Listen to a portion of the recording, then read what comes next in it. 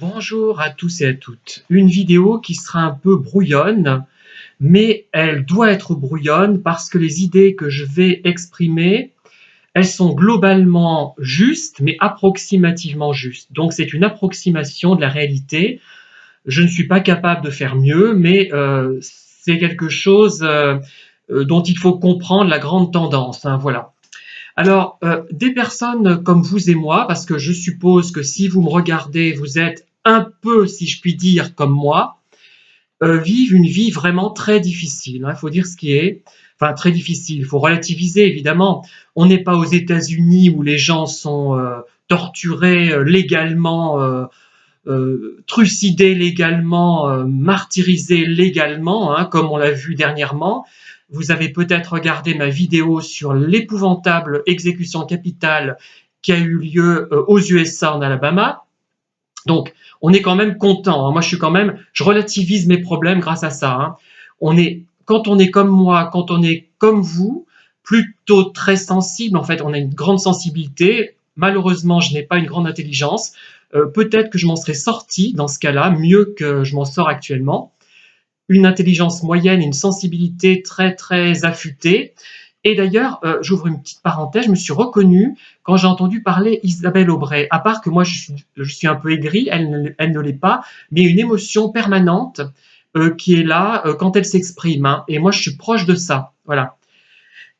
Donc, on subit le rejet d'à peu près tout le monde. Bon, après, quand ce sont des situations liées au travail, il faut faire des concessions, ça je le redis, et je pense qu'une personne qui m'écoute en ce moment, j'espère qu'elle comprendra cela. Il faut faire des concessions dans le travail. Il faut se dire, ben, j'ai besoin de cet argent, sauf si elle n'en a pas besoin pour une raison qui m'échappe. Je vais faire des concessions. Dans cette entreprise, il y a quelques personnes nocives, certes, mais les autres sont peut-être un peu normaux pensants, on va dire un petit peu dans une logique de faible sensibilité, une logique, comment dire, à, à, pas très originale, mais il n'y a pas tant de gens malveillants que cela. Donc, il faut que j'essaie de m'adapter. Et en dehors du travail, je vais essayer de développer quelque chose. Même si ça ne marchera pas beaucoup, ça m'aidera quand même beaucoup. Alors moi, en ce qui me concerne, par exemple, j'ai développé des livres, des vidéos de toutes sortes, vous l'avez constaté, et ça m'aide énormément. Bon, évidemment aussi, je suis marié et ça aide aussi beaucoup parce que j'ai épousé quelqu'un euh, qui a un peu un profil comparable au mien, mais dans une autre dimension, ce qui fait qu'on est quand même euh, paradoxalement très éloigné et paradoxalement aussi très proche. Alors c'est une version plutôt mathématique, plutôt scientifique de moi, avec un autre style de sensibilité. Mais ça aide quand même beaucoup de rencontrer quelqu'un qui est plus intelligent que la moyenne, il faut le dire, hein. On ne va pas toujours tourner autour du pot. Moi, c'est plus de la sensibilité que j'ai en plus de la moyenne, mais voilà, donc j'ai eu la chance de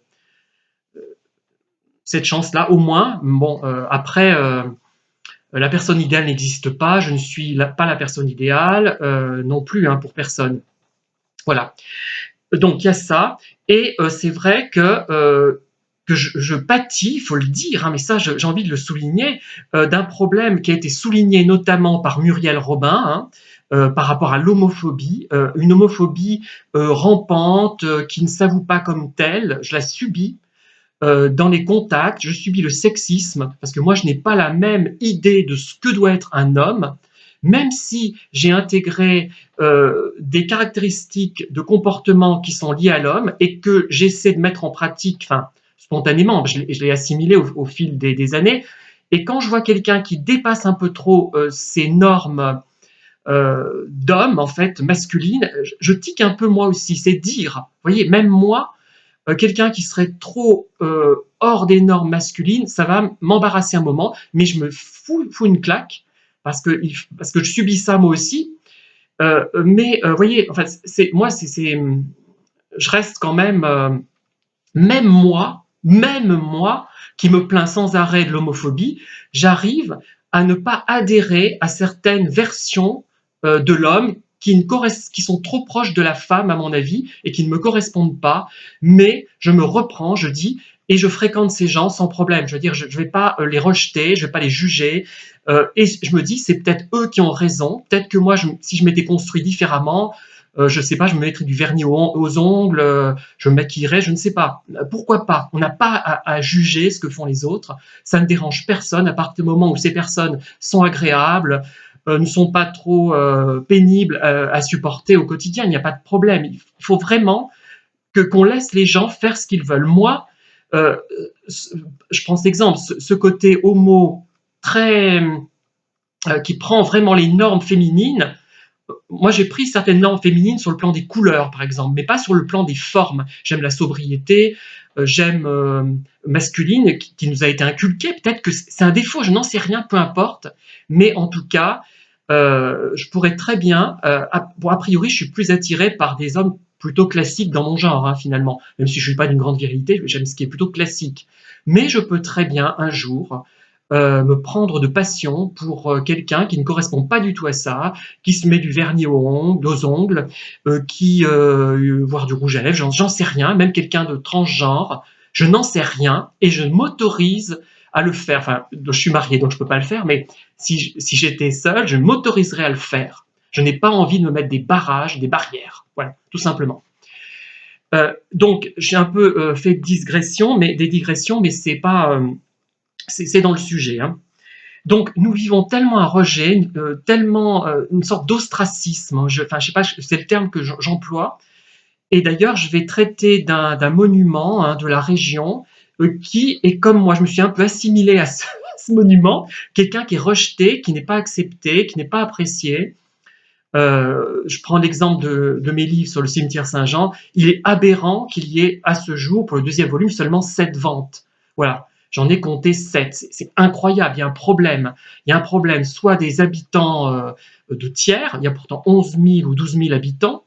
Il y a un réel problème de fond, ce n'est pas normal. Il devrait y en avoir le double, au moins. Moi, je m'attendais à une quinzaine, quoi. Enfin, c'est pas beaucoup. Et non. Alors pourquoi? Parce que ça a été écrit par un homo, ça a été écrit par quelqu'un qui est un peu un électron libre, ça a été écrit par quelqu'un qui traite des sujets un peu hors normes. Le cimetière, pour les personnes assez classiques, basiques de pensée, ça ne se fait pas, on ne traite pas un sujet comme ça, etc. Voilà. Il y a tout ça qui fait que je ne parviens pas à trouver le public que je mériterais, parce que je fais des choses quand même correctes. Bien meilleures, je peux vous assurer, mais je ne sais pas comment vous convaincre. Vous êtes peut-être convaincu si vous me regardez, que des auteurs à succès, mais qui écrivent, mais à la diable, mais qui ne maîtrisent pas la syntaxe. Ça, je vous l'ai déjà dit, mais là, c'est un cas un peu extrême. Hein, on a l'impression que c'est une personne d'origine étrangère qui a écrit. Ça serait bien pour une personne d'origine étrangère, encore que ce serait pas terrible. Mais ça, c'est quelqu'un qui a été élevé en France, éduqué en France, etc., qui écrit comme ça. C'est dramatique. Et d'autres, le style est bâclé, il n'y a aucun travail, aucune originalité. C'est incroyable que ça ait plus de succès. Mais pourquoi ça a plus de succès? Parce que ça attire des personnes classiques, basiques, normopensantes. Et moi, je tiens à ce terme, hein, pour certains. Pas pour tous, parce que tous ne sont pas normopensants. Ce que j'appelle normopensants, c'est vraiment des gens qui sont dans le cliché. Moi aussi, je suis dans le cliché, comme je vous l'ai dit. Hein, a priori, je ne suis pas attiré par le vernis à ongles, par exemple, par les ongles longs pour un homme. Mais, je vous le redis, je suis prêt je peux très bien m'intéresser à quelqu'un comme ça, aller vers eux. Après, je ne vais pas vers les gens, vous savez, moi, j'attends plutôt qu'ils viennent vers moi. C'est peut-être un défaut, c'est peut-être pour ça que beaucoup de pervers s'attaquent à moi. Mais ce n'est même pas par manque de, comment dire, de confiance en moi, c'est même pas vraiment ça, c'est que je sais que je ne trouverai pas ce que je cherche. Ce que je cherche n'existe probablement pas. Enfin, un type de relation minimale qui est vraiment très rare. J'en ai trouvé quelques-uns dans ma vie, je ne sais même pas s'il y en a eu 5, 6, je ne sais même pas. Ça n'existe quasiment pas, voilà, tout simplement. Donc je n'ai pas envie de faire des efforts pour une situation qui va me poser problème. Et donc, ce rejet, on le subit, cet ostracisme, avoir des livres tabous systématiquement, où les gens par exemple, il y a des gens qui savent que je fais des vidéos, que j'écris des livres, eh bien, il y en a qui m'en parlent quelques-uns et j'apprécie énormément, même s'ils ne le lisent pas, qui me demandent ce que j'ai fait. Il y en a quelques-uns qui sont des gens corrects, sont des gens polis. Voilà, la politesse. La politesse élémentaire, basique finalement, quand on y réfléchit, normopensante.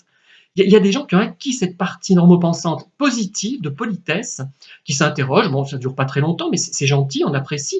Vous voyez, il suffit de ça. Mais il y en a d'autres qui savent pertinemment que je fais des vidéos et il y a un tabou. Oh là là, pourquoi?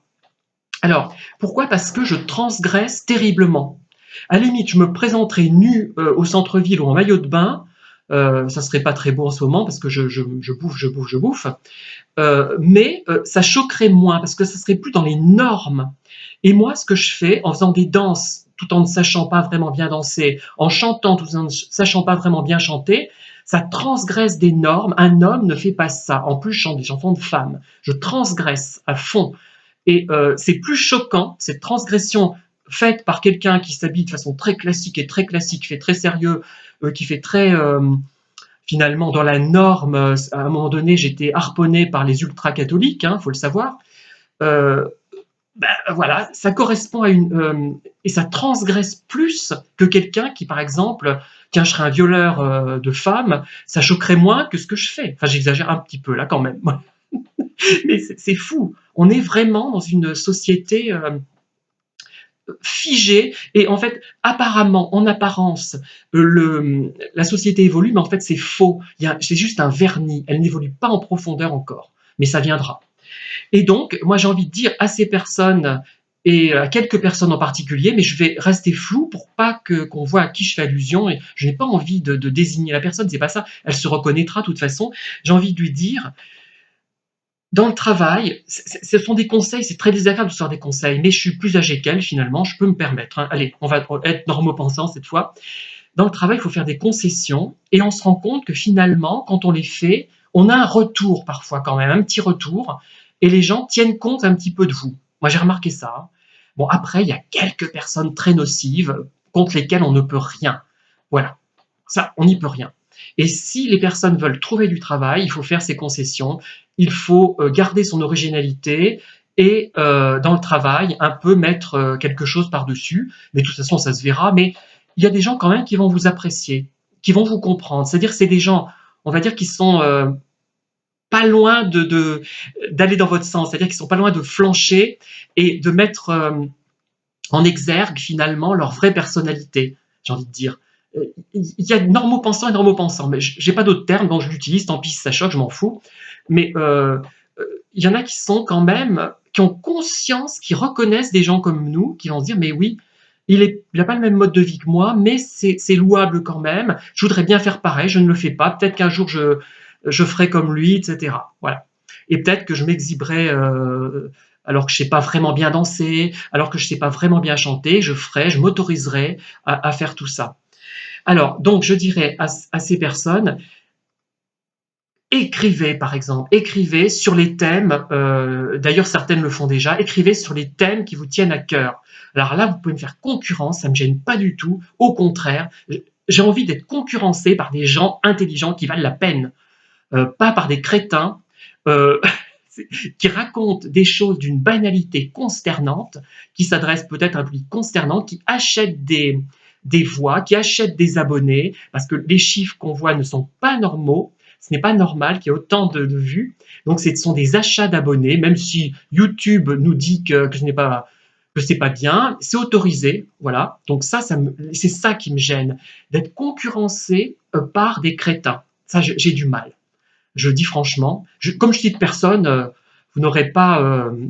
Je peux pas être attaqué là-dessus. Hein. Il n'y en a pas tant que ça. Il y en a qui sont bien quand même. Hein. Il y en a beaucoup qui sont bien, qui sont meilleurs que moi. Là, ça ne me gêne pas. Il faut bien comprendre ça. Et par rapport aux thématiques de développement personnel, par rapport aux thématiques sur les pervers, il y a quelques personnes qui ne font pas de vidéos, qui devraient en faire. Faites des vidéos. Même si c'est pas, je suis désolé d'asséner comme ça, d'être dogmatique, directif plutôt. Voilà, pas dogmatique, directif. Mais faites-les, bon sang, ça vous aidera énormément.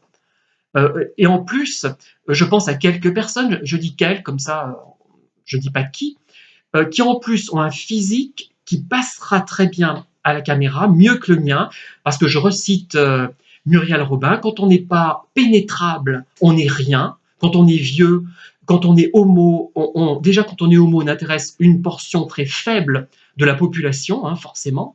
Quand on est vieux, à part certains gérontophiles, et d'ailleurs quelqu'un s'est moqué de moi récemment parce qu'il disait mais cette fille, elle est peut-être gérontophile, elle aime peut-être les vieux PD comme moi. Voilà ce qui est arrivé.